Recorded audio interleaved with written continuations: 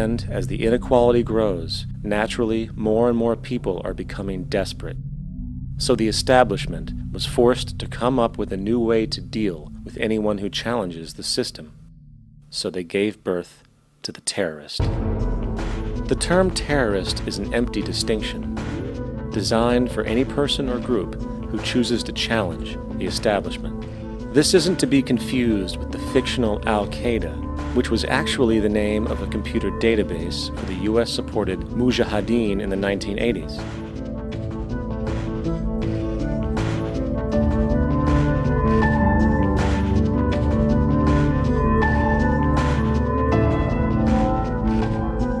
In 2007, the Department of Defense received $161.8 billion for the so-called global war on terrorism. According to the National Counterterrorism Center, in 2004, roughly 2,000 people were killed internationally due to supposed terrorist acts. Of that number, 70 were American.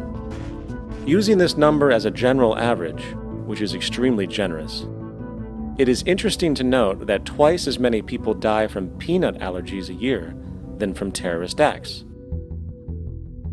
Concurrently, the leading cause of death in America is coronary heart disease, killing roughly 450,000 each year. And in 2007, the government's allocation of funds for research on this issue was about $3 billion. This means that the US government in 2007 spent 54 times the amount for preventing terrorism than it spent for preventing a disease which kills 6,600 times more people annually than terrorism does. Yet, as the name terrorism and Al-Qaeda are arbitrarily stamped on every news report relating to any action taken against US interests, the myth grows wider. In mid-2008, the U.S. Attorney General actually proposed that the U.S. Congress officially declare war against the fantasy. Not to mention, as of July 2008, there are now over 1 million people currently on the U.S. terrorist watch list. These so-called counterterrorism measures, of course, have nothing to do with social protection, and everything to do with preserving the establishment amongst the growing anti-American sentiment both domestically and internationally, which is legitimately founded on the greed-based corporate empire expansion that is exploiting the world. The true terrorists of our world do not meet at the docks at midnight or scream Allah Akbar before some violent action.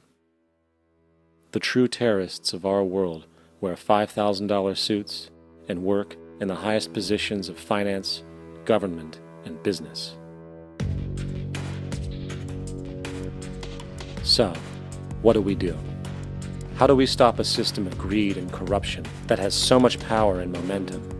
How do we stop this aberrant group behavior which feels no compassion for, say, the millions slaughtered in Iraq and Afghanistan, so the corporatocracy can control energy resources and opium production for Wall Street profit?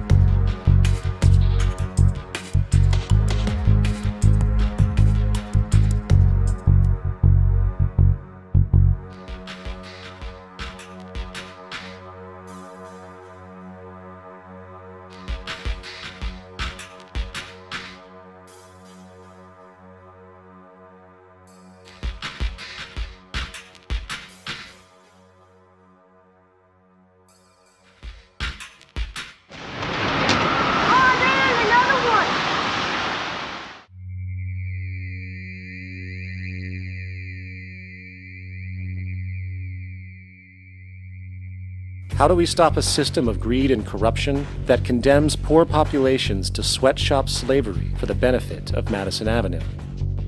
Or that engineers false flag terror attacks for the sake of manipulation? Or that generates built-in modes of social operation which are inherently exploitative?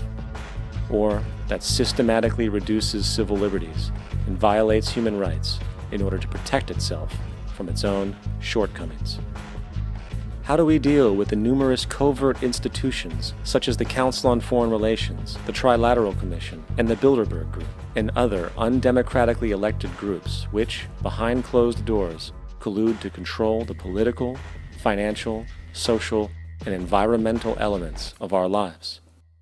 In order to find the answer, we must first find the true underlying cause. For the fact is, the selfish, corrupt, power, and profit-based groups are not the true source of the problem.